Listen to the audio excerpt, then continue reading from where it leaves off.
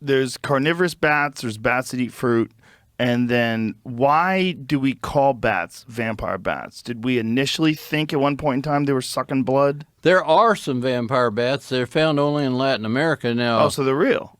Yeah. We were just looking at a vampire bat a moment ago. Okay, so these guys with the teeth. That's a real vampire bat. And so they actually bite animals and suck their blood? Lap their blood.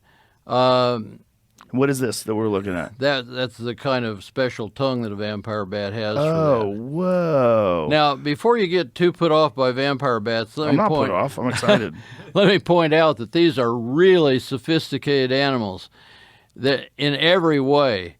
They're the ones that were first found to have altruistic relationships with friends and help them and even feed them in times of need. They adopt orphans. These are animals that they're always they're almost. Now, you didn't get this from my website. No. This is YouTube. If you went to my website, one of the cutest pictures on my website, one that I get a big kick out of showing people, because when I show it to them, their reaction is, "Oh my God, isn't he cute?" And it's a vampire. It depends on how you show these bats. They're right there at the bottom. That's a vampire. It was. Oh wait, not that. This photo. That one. That's a vampire. He's very cute. And it's just how you show these animals. Well, you're very defensive because I don't have a problem with them being vampires. Well, I don't have a problem with now the first one you're looking at that was lapping blood. Yes, that was Desmodus rotundus. It's fascinating. I mean, I don't have a problem with it. I think it's really interesting. It's the kind of vampire that causes most of the trouble. It gets vampires in trouble in Latin America.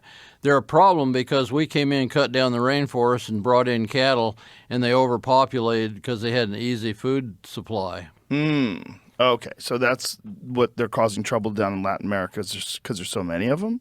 They're overpopulated because we screwed up the habitat and brought in easy food. Well, not you and I. Someone else did it. Well, we kind of do it because we buy the beef from Latin America. That it's a roundabout chain. So these bats that prey on the cattle, do they carry diseases? Or are they a problem in some way?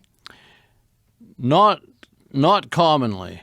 You can get rabies from a vampire bat. You can get rabies from any mammal, but rabies has been vastly exaggerated in bats. For example, here in the United States, there was a time when people thought that all bats, or most of them, were rabid, but in fact, put this in perspective, only 1 or 2 people in a year in all of the U.S. and Canada combined die of rabies from a bat.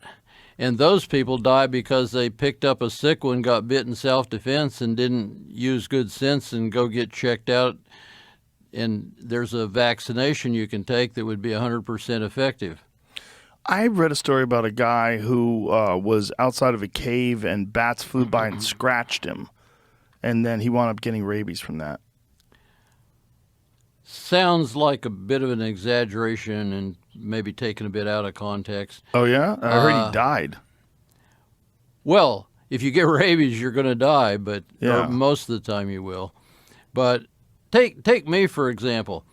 I've been studying bats for over 60 years worldwide. I've studied bats in 45 countries, photographed hundreds of species, handled them, spent countless hours with millions in caves, and I have never, ever been attacked by a bat. I have only been bitten when I was handling one and he bit in self-defense. Did you ever see a rabid bat? Yes. How would you be able to discern whether a bat is rabid in the wild? I probably couldn't. It would be a good guess, but I'm sure that I have seen a rabid bat. They're not a whole lot with rabies. When you sample wild populations, actually, one of the things that bats get a bad name for is it's much easier to catch a sick bat than a healthy bat. So when they go out and catch bats and they say, well, up to 0.5% are rabid, what that's like is if you go to the waiting room of a cancer specialist doctor and you examine the people there, you're going to get a bit higher frequency of cancer Right. than you would from the base population. We don't really know how many have rabies, but what we can tell you is it's very few. And you can forget disease from bats just about entirely if you just don't go around picking up. If you find a bat where you can handle it in the daytime, it's probably a sick bat. Yeah. Don't handle it. You leave it alone. You got no problem. They don't attack people. Well, you probably shouldn't be out there handling bats anyway, unless you're a bat scientist. Well, you right? shouldn't handle unfamiliar animals.